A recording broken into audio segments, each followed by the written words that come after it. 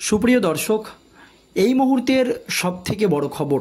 দর্শক, আরজি কর কাণ্ডে সময় যত এগোচ্ছে ততই পেঁয়াজের খোসা ছাড়ানোর মতো একের পর এক তথ্য সামনে আসছে, যা দেখে চক্ষু চড়ক গাছ হচ্ছে রাজ্যবাসীর।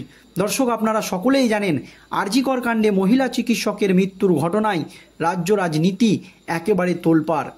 এই আবহে মুখ্যমন্ত্রী মমতা বন্দ্যোপাধ্যায়ের পদত্যাগের দাবি উঠে গিয়েছে এবং বাংলার আইন শৃঙ্খলা নিয়ে প্রশ্ন তুলে দিয়েছেন কলকাতা হাইকোর্টের প্রধান বিচারপতি টি.এস. শিবাজ্ঞানাম। এরপরই রাজ্যের পুলিশের বিরুদ্ধে মারাত্মক অভিযোগ সামনে আসে। আরজি কর কাণ্ডের তথ্য প্রমাণ লোপাটের মতো অভিযোগ। তারপরই পুলিশের ভূমিকায় ক্ষুব্ধ হন কলকাতা হাইকোর্টের প্রধান বিচারপতি এবং তীব্র ভৎসনা করেন রাজ্যকে এবং রাজ্যের পুলিশকে। আপনারা জানেন, এই মৃতা মহিলাকে প্রথমে পুলিশের তরফ থেকে দাবি করা হয়েছিল যে তিনি আত্মহত্যা করেছেন। তা নিয়ে তীব্র ক্ষোভ প্রকাশ করেছিলেন কলকাতা হাইকোর্টের প্রধান বিচারপতি। এরপরই পুলিশের হাত থেকে নিয়ে সেই তদন্তভার সিবিআইয়ের হাতে তুলে দেয় কলকাতা হাইকোর্ট। এরপরই একের পর এক চাঞ্চল্যকর তথ্য কিন্তু সামনে আসছে। এতদিন যে তথ্যগুলো সামনে আসেনি। কালই একটি মৃতার ডায়েরি ফাঁস হয়েছিল। সেখানে তার ভবিষ্যতে তিনি কি হবেন বা তার স্বপ্নের কথা সেই ডায়েরিতে লেখা ছিল। সেই ভিডিও তুমুল ভাইরাল হয়েছে। এরপরই আবারও এক ডায়েরি ফাঁস। আরজি করে কি হতো সব কিছুই লেখা রয়েছে সেই ডায়েরিতে। দেখুন দর্শক, আজকের এই প্রতিবেদন খুবই গুরুত্বপূর্ণ প্রতিবেদন। আপনাদের সকলকে শেষ পর্যন্ত দেখার অনুরোধ রইল। দর্শক, মেয়েকে অন্য কোনো জায়গায় খুন করে সেমিনার হলে এনে রাখা হয়েছিল, এমনটাই দাবি করেছেন আরজি কর কাণ্ডে মৃত চিকিৎসকের বাবা। চিকিৎসক খুনে এবার বেরিয়ে এলো ডায়েরি রহস্য। হাসপাতালে চলতো বিশাল চক্র, এমনটাই দাবি করা হয়েছে নির্যাতিতার বাবার তরফে। এবার মৃত চিকিৎসকের ডায়েরি সিজ করল পুলিশ, সিবিআই, এমনটাই জানিয়েছে নির্যাতিতার বাবা। নির্যাতিতার বাবার দাবি, হাসপাতালে একটি বিশাল চক্র কাজ করত, সে কথা মেয়ে লিখেই গিয়েছে। ধৃত সঞ্জয় রায় একমাত্র দোষী নয়, পেছনে আরও অনেকে আছে, এমনটাই অভিযোগ নির্যাতিতার বাবার।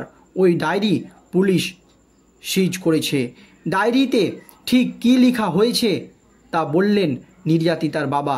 তবে তিনি বলেছেন, মেয়ে রোজ ডায়েরি লিখত, হাসপাতালে প্রবল চাপে ছিল, মেয়ের ডিপার্টমেন্টের লোক তার সঙ্গে খারাপ ব্যবহার করেছিল, পরিষ্কার জানাই এই নির্যাতিতার বাবা। অন্যদিকে মেয়েকে মেরে সেমিনার হলে এনে রাখা হয়েছিল বলে নির্যাতিতার বাবা দাবি করেছেন। খুন হওয়ার রাতেও 36 ঘন্টা টানা রোগীদের পরিষেবা দিয়েছিলেন ওই মহিলা চিকিৎসক। নিহত ছাত্রীর বাবা মা তার মেয়ের ওপর অতিরিক্ত কাজের চাপের অভিযোগ তুলেছেন।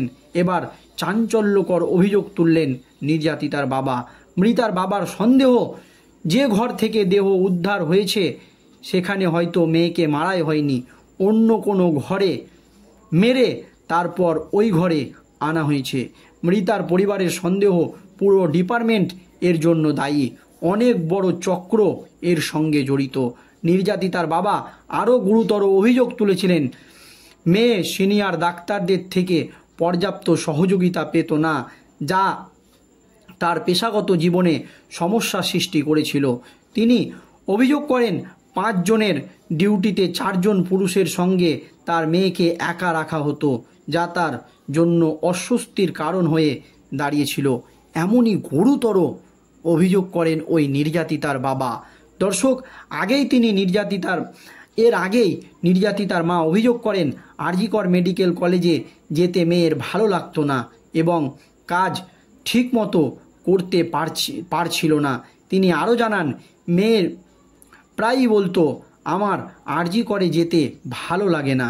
এবিপি আনন্দে নির্যাতিতার মা জানিয়েছিল, ঘটনার দিন প্রথমে তাদের কাছে ফোন আসে মেয়ে অসুস্থ বলে। তার মা এবং বাবাকে জানা হয় তাদের মেয়ে অসুস্থ। বারবার তিনি জানতে চান, কি হয়েছে আমার মেয়ের। উল্টো দিকের কণ্ঠস্বরে বলা হয় বা উঠে আসে, আমি কি করে জানব আমি কি ডাক্তার নাকি?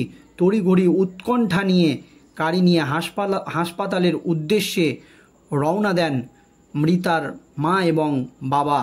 তারই মাঝে আবার ফোন, এবার অ্যাসিস্ট্যান্ট সুপারের ফোন, আপনাদের মেয়ে সুইসাইড করেছে। এই ঘটনা নিয়ে তীব্র ক্ষোভ প্রকাশ করেছিলেন কলকাতা হাইকোর্টের প্রধান বিচারপতি টি.এস. শিবাজ্ঞানাম। তড়িঘড়ি তখন 10:53 হাসপাতালে পৌঁছে অকুল হয়ে বসেছিলেন মেয়েটার মুখ দেখার জন্য, কিন্তু সেখানে বসে কেটেই যায় ঘন্টার পর ঘন্টা। বলা হয় বসুন, তদন্ত চলছে। মেয়ে আর নেই জেনেও বুকে পাথর রেখে অপেক্ষায় করে যেতে হয় তাদের। সেই সময় হাসপাতালের কোনো ঊর্ধ্বতন তাদের সঙ্গে এসে কথাও বলেনি, এমনই গুরুতর অভিযোগ করেন। দর্শক, জানিয়ে রাজ্য রাজনীতিতে একেবারে শোরগোল পড়ে যায়। আর এবার কিন্তু নির্যাতিতার বাবা একেবারে বিস্ফোরক দাবি করলেন, মেয়েকে অন্য কোথাও খুন করে সেমিনার হলে এনে রাখা হয়েছিল, এমনটাই বিস্ফোরক দাবি আরজি কর কাণ্ডের মৃতা চিকিৎসকের বাবার। চিকিৎসককে খুন, এবার বেরিয়ে এলো ডায়েরি রহস্য। হাসপাতালেই চলতো বিশাল চক্র, এমনই মারাত্মক তথ্য উঠে এসেছে এই ডায়েরি থেকে। এমনটাই দাবি করছে নির্যাতিতার বাবার তরফ থেকে, এমনটাই দাবি করা হচ্ছে। তবে মৃত চিকিৎসকের ডায়েরি সিজ করে সিবিআই, এমনটাই জানিয়েছে নির্যাতিতার বাবা। নির্যাতিতা বাবার দাবি, হাসপাতালে একটি বিশাল চক্র কাজ করত, সেই কথা মেয়ে লিখে গিয়েছে। ধৃত সঞ্জয় রায় একমাত্র দোষী নয়, পেছনে অনেক বড় মাথা আছে, এমনটাই অভিযোগ নির্যাতিতার বাবার। ওই ডায়েরি কিন্তু ইতিমধ্যেই সিজ করা হয়ে গিয়েছে। মেয়ে ডায়েরি লিখতে ভালোবাসত, হাসপাতালে তার প্রবল চাপ ছিল, কিন্তু মেয়ের স্বপ্নও ছিল আকাশচুম্বী। দর্শক, এই নিয়ে আপনাদের মতামত অবশ্যই কমেন্ট বক্সে জানাবেন। তবে প্রথম থেকেই দাবি করা হচ্ছিল যে এই আরজি কর কাণ্ডে একার পক্ষে একটি মহিলা ডাক্তারকে এইভাবে মেরে ফেলা কখনোই সম্ভব নয়। বিশেষজ্ঞ থেকে শুরু করে চিকিৎসা মহলের ডাক্তাররা বা পোস্টমর্টম রিপোর্টে সেই দাবিই কি সত্যি হতে চলেছে, সেই আশঙ্কা করছে কিন্তু এবার মৃতা চিকিৎসকের বাবা, এবং তিনিও সেই দাবি করছেন। দর্শক, এই নিয়ে আপনাদের মতামত অবশ্যই ভিডিওর কমেন্ট বক্সে জানাবেন। ভিডিওটি শেষ পর্যন্ত ধৈর্য সহকারে দেখার জন্য আপনাদের সকলকে অসংখ্য ধন্যবাদ। ভালো থাকবেন, সুস্থ থাকবেন।